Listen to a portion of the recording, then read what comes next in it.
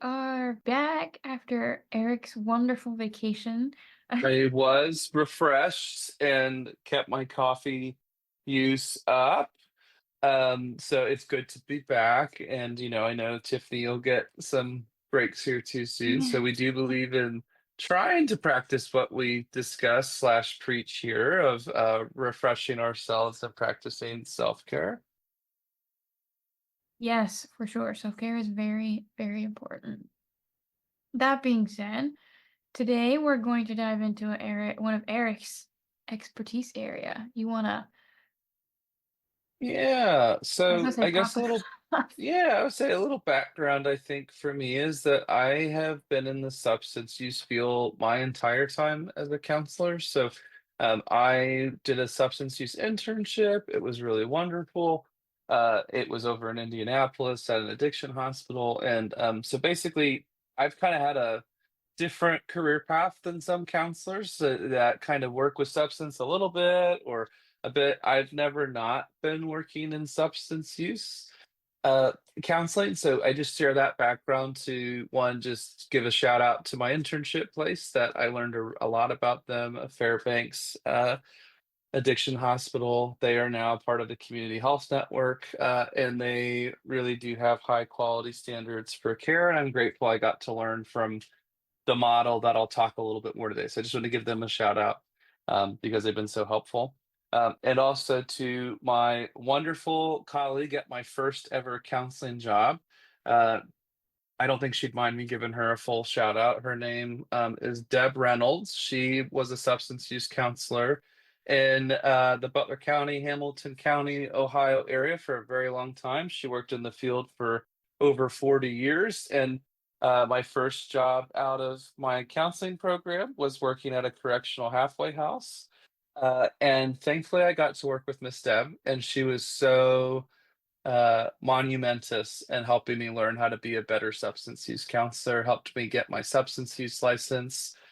So I just want to give a shout out because I would not be sitting here uh, talking about any of this stuff today without them pushing and steering. So why I'm talking about this is there are some different models with addiction and one of the models to talk about today is just the self medication model for trauma. So, how people self medicate through addiction and why that deserves more compassion, not condemnation. So, Tiffany, one of the things we've talked about a little bit is compassion, seeing things from different points of view. I know you're a very compassionate empathetic person. But when you kind of think just maybe self-medication, addiction, not like stereotypes, of course, but what kind of comes to mind for you? I guess for me, kind of that emotional avoidance kind of thing when it comes to self-medicating and or like what's the word I want to use? That desire to find something that works, whether it's healthy or not. Those are kind of the two things that come to mind when I encounter someone or am talking about like self-medicating and how like people are managing to cope with things, whether it be in a healthy way or not. Yeah, I agree. So, there's a big saying in substance use counseling, we're all self-medicating something. So I just took a sip of coffee as I started having this conversation with Tiffany, even mid-sentence. Maybe you guys can catch it, maybe you didn't. I've been drinking coffee a long time. Self-medicating But tired. yeah, I mean, we are all whether that's caffeine, whether that's a Netflix for some dopamine, whether that's spending a little money on Amazon, whether that is gambling, whether it's there's a lot of things. But when we're kind of getting into addiction, a lot of people start to think about alcohol, opioids, cannabis, food, sex, gambling. But so I think what's interesting is that like we think about what are people doing? So they're like, what's the action you see on the surface? So you see someone smoking a lot of weed, or you see someone spending a lot of money and time with alcohol, or stimulants, or opiates. Insert substance. But sometimes that's what we're seeing, and then we're also maybe challenged by someone doing that. So, if we just talk about maybe a family member who's less available, or maybe a friend that, isn't in the same capacity to support their family, or so we see the dysfunctions of it pretty clearly, but I also would just like to throw out that it is always easier to look at someone else's life and stuff and see the dysfunction than our own. So, I'm talking about caffeine right now. There's a lot of dysfunctions that could happen with too much caffeine: lack of sleep, mood swings, irritability, headaches. So I'm wanting to just challenge some of that stigma that we may be talking about some substances that are legal or currently illegal, and that doesn't really change it doesn't fully matter in those moments, right? Like what you're addicted to, what are you using to self-medicate?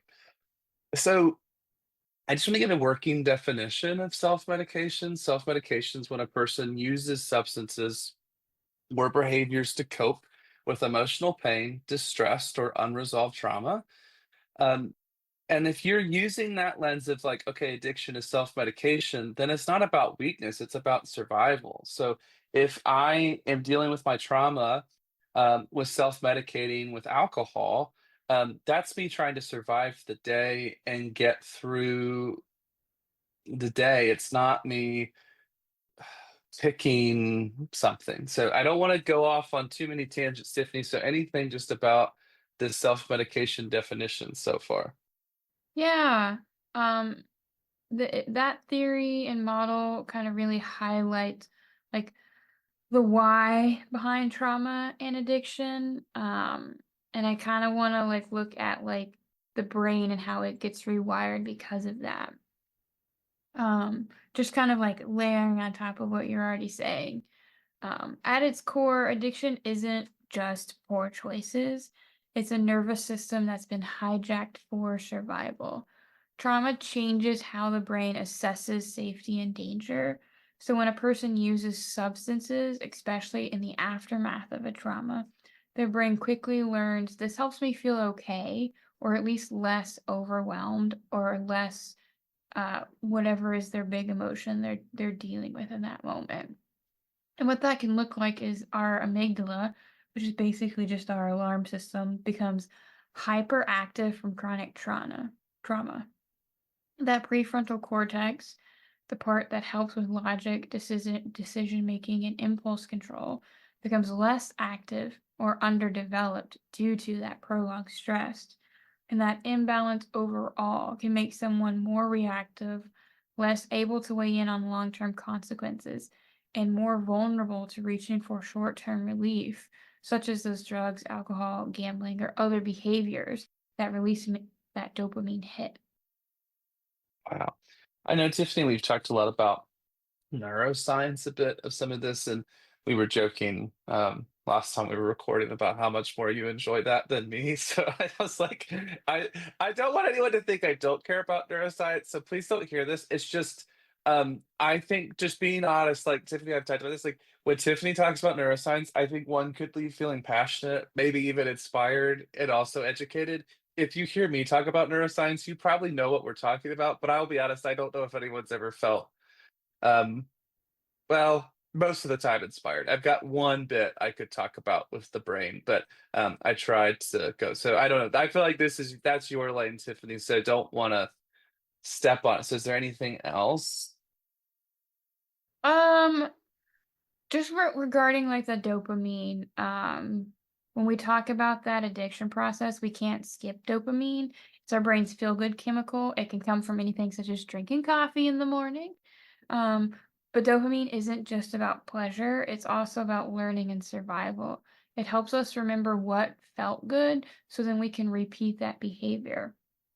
So trauma survivors often have a low base dopamine level. They're not just chasing a high.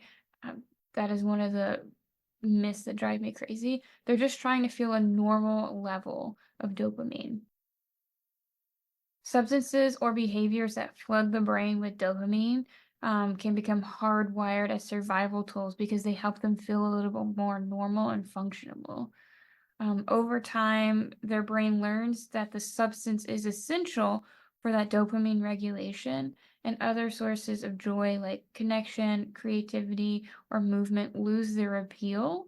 And this we call this reward pathway narrowing, where we kind of focus in on one thing that has a bigger dopamine affect than like the other encapsulating activities.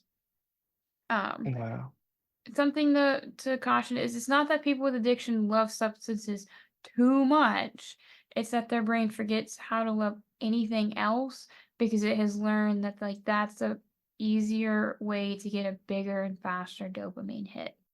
Yeah, and this is maybe the one thing I feel most confident discussing about like well, I would say EMDR, but just trauma and addiction. If I'm 14 and I've gone through a lot of trauma, alcohol is easier to find than therapy even at 14. And I don't want to, especially in certain areas. I mean, we could talk about insert thing. And I also want to maybe challenge some people's notions. Like, if you've grown up in an environment where everyone is drinking, and that is how you've seen everyone cope with stress at work or family, it's having a beer, it's getting drunk on the weekends, on a weeknight, um, smoking. I mean, insert thing. You don't have the same notions that maybe somebody who's like, hey, like, be mindful, be careful, kind of thing. So the thing I would maybe also just throw out there is that if you've started using a substance or whatever addiction that has maybe taken over for coping, um, you stop developing other coping skills. And so if you're 14 and start relying on cannabis, uh, that's more common now actually for teenagers, cannabis versus alcohol. It's not saying you're still 14 when you're 20. It just means, hey, you probably didn't pick up other coping tools until maybe that wasn't serving you or working for you anymore. So that's typically what I'm seeing as a substance use counselor. There's this point people hit where the self-medication is not working as much. Um, I have the honor of working with a lot of first responders and veterans. There's a big work hard, play hard mantra that comes with some of this. And so that also can be challenging.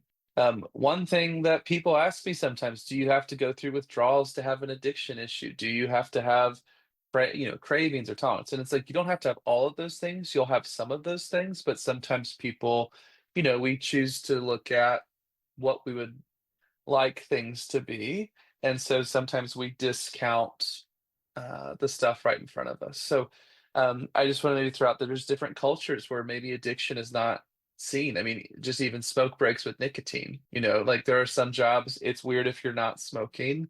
There are some jobs where it's weird if you're not going to the bar before. Um, and I'm not trying to judge any other industries. I think about some of my clients where they've worked in construction or manual labor jobs. I mean, there's some challenges being in spaces like that for certain substances people take, like stimulants for energy. So, um, all this to say, I really just want this to feel like a judgment-free conversation. So maybe if you're coming in with a lot of knowledge about addiction and recovery, hope you feel like your experiences are being honored and trauma-informed discussed. And maybe if you know less about addiction, like I did when I started, that maybe you leave feeling a little more equipped to have that conversation or discuss some things at length with someone. Yeah, and going off of that, kind of a little bit deeper dive in is that addiction is often rooted in your nervous system that doesn't know how to settle down. Trauma keeps people stuck in that flight, fright, freeze, or fawn. Substances, even the destructive ones, can create a temporary illusion of safety that people may not have experienced before. So, alcohol may mimic the effects of GABA, which is a calming neurotransmitter that like has an effect on your anxious system.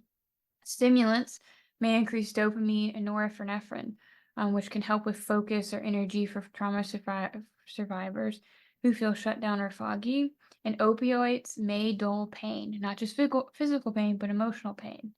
Um, the problem with this is that the brain then becomes dependent on these substances for regulation, especially when people haven't been taught or haven't had the safety to be able to develop or learn um, other coping skills. And I would almost throw in there, like, don't have the privilege to learn them as well.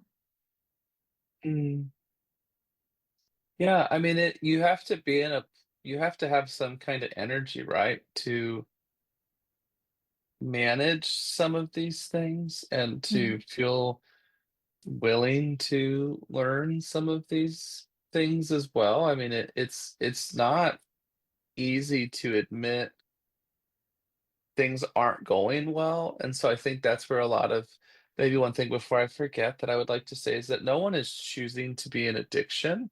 I say this because sometimes I've gotten very judgmental questions from folks where they're asking me like, why is someone doing this to themselves? Why, like very like just very harsh, very judgmental.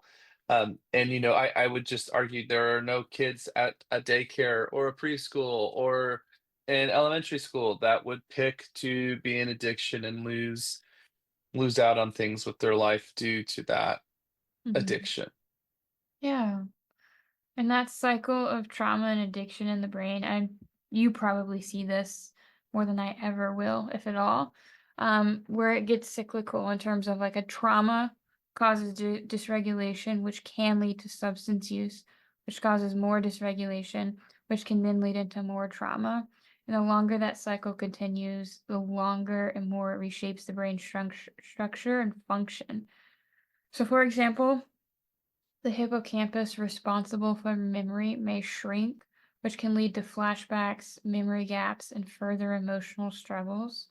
The insula, which helps people recognize internal body signals like hunger, fatigue, emotional state, may become desensitized, and this can lead to a disconnect from the body, even from recognizing when something is wrong.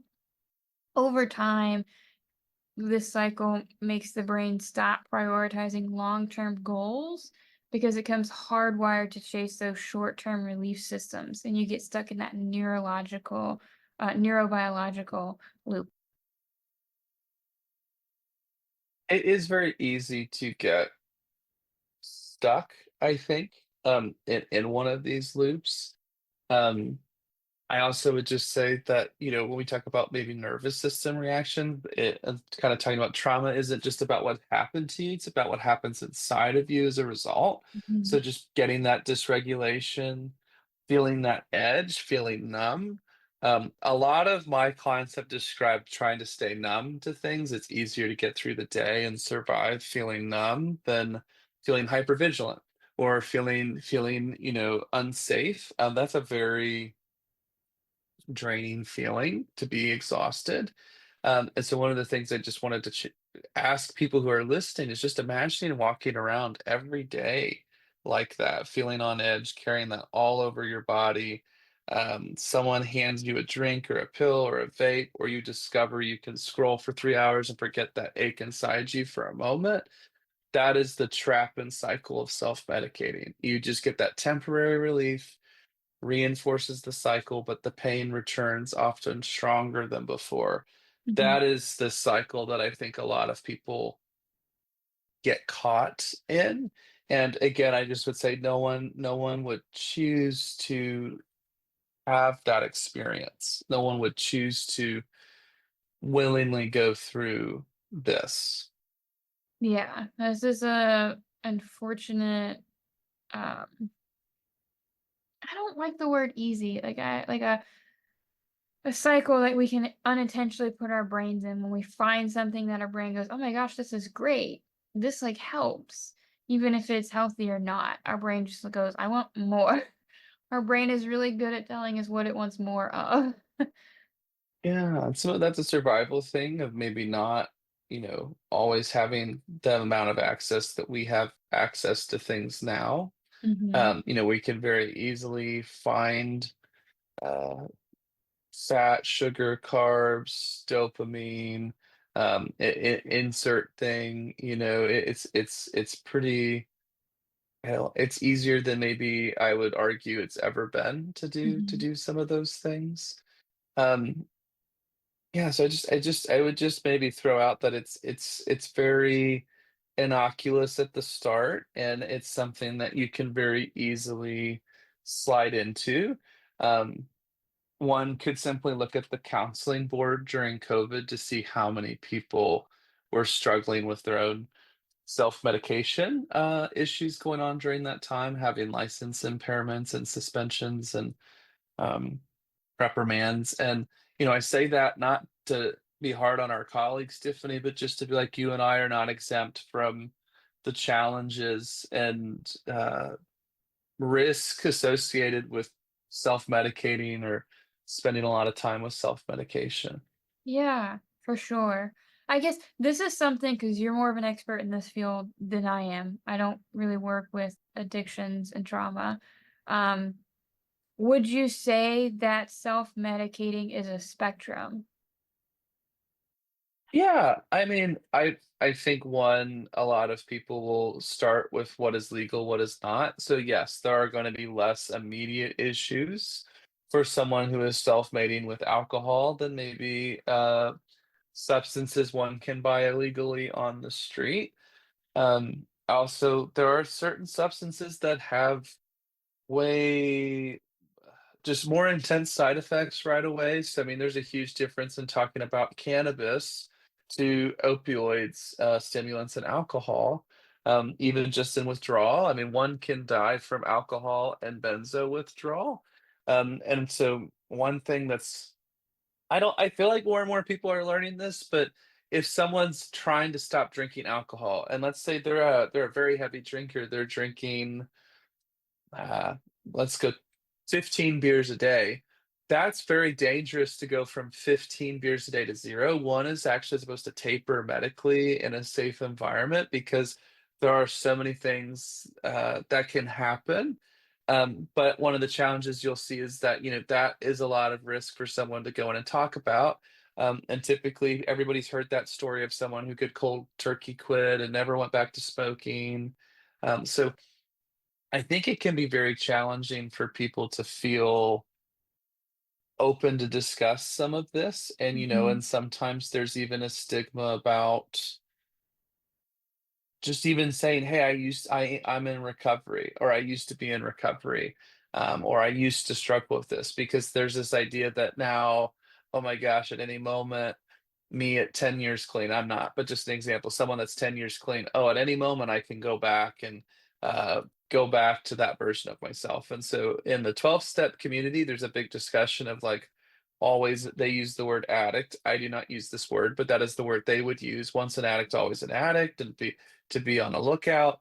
And while that is true that there's always that risk, there's a huge, breakdown of relapse rates when we hit that 90 days for people, when they're hitting that 6 months, 1 year, 2 year milestones. So um, it's just one of those things that I think people are having less and less stigma, but it's very interesting to me what it seems that some people feel very comfortable having stigma for people in addiction or in recovery.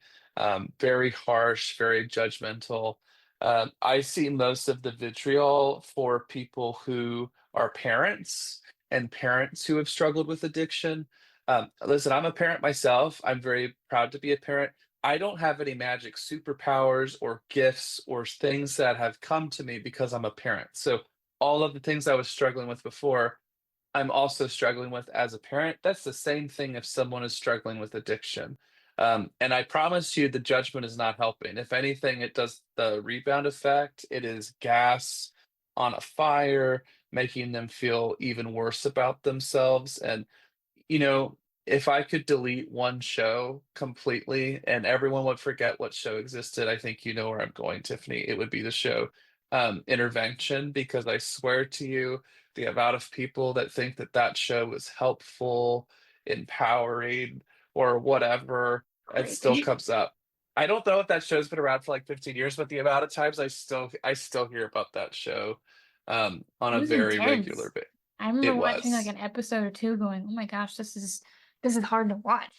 Um, It but is. that being said, I did wanna throw in a little snippet about, like, how quitting cold turkey can actually, like, cause a lot of, like, issues. Um, So, when someone uses a substance regularly, your brain adapts by altering its natural balance of neurotransmitters. We call this neuroadaptation. So the brain reduces its own natural production of feel-good chemicals like dopamine, endorphins, serotonin, and GABA because it's receiving those effects artificially. When you stop abruptly, the brain is caught off guard, the supply is gone, the brain hasn't recalibrated itself. This can lead to acute withdrawal symptoms such as anxiety, insomnia, irritability, depression, sweating, nausea, tremors, even seizures, depending on substance, because you like don't have that same balance, and now your brain's overexcitable. Um, Substances can often suppress the hypopituitary adrenal axis, which manages our stress response essentially. When a substance is removed abruptly, the stress system has to rebound, which means it makes more cortisol, the stress hormone. This can cause feelings of hyperarousal, anxiety, agitation, and difficulty sleeping. It can also make the body feel like it's under a threat again, and then it tries to restore equilibrium by ramping out stress output, which can worsen cravings and worsen emotional dysregulation. Most addictive substances can cause a dopamine flood in the brain's reward center. So over time, the brain downregulates that dopamine receptor to protect against overstimulation, and quitting cold turkey can cause a dopamine crash, which can lead to an inability to feel pleasure, can increase intense fatigue and emotional flatness. It can feel like life has absolutely no reward. And this is a common factor why relapse is so common in early abstinence when you quit cold turkey, because your brain is looking for a spark in the absence of all of that dopamine that you were just giving it. Wow. Um, yeah, I know, it's kind of crazy. No, I Chronic love the science. the chronic substance use can cause inflammation in the brain, especially in your prefrontal cortex and limbic system. And when you quit abruptly, that inflammation still remains, but without the numbing effects of the substance. So this can result in mental fog, poor concentration, memory lapses, slowed executive function. It takes time, often weeks to months, for this brain fog to clear and reestablish like functional normal neural pathways. Um, and then for people who quit and relapse multiple times, the brain may develop a phenomenon called kindling, which is where each withdrawal episode becomes more severe than the last, even if the amount of substance used was lower. This is because the nervous system becomes more hypersensitive to the absence of the drug. It's especially dangerous with substances like benzodiazepines and alcohol, where cold turkey withdrawal can be life-threatening due to the seizure risk. Wow. It is good to I feel like learn together because I'm like even just the way you're coming at this, Tiffany, it's like it's I've heard some of this before, but I've not maybe approached it that way. So I'm really is very fascinating and I'm learning from some of the things you're talking about. Is there anything else that you have connected here with maybe more of the neuroscience pieces? The only thing that I have left to talk about, and then it's geared towards your specialty, is that even after years of trauma and addiction, your brain still has the neuroplasticity to change. It just needs consistent safety, attuned connection, and compassionate structure. And this is where trauma informed therapy like EMDR or IFS can help reconnect brain regions and regulate a person's nervous system. Um, and I thought you could talk more about wonderful EMDR since that is not my specialty. Yeah, so EMDR is something that when we're talking about trauma, it's something that can help people heal different parts of their brain. I will say just a quick disclaimer that not everyone likes EMDR, and honestly, I don't mean this to demean the work. Not everyone will need it or benefit from it, even though it's something I'm very passionate about. I've personally done EMDR and see it, but it is something that a lot of clients do at least that I've worked with the heavy trauma, complex trauma prefer is that you are able to process your trauma without having to maybe discuss every detail.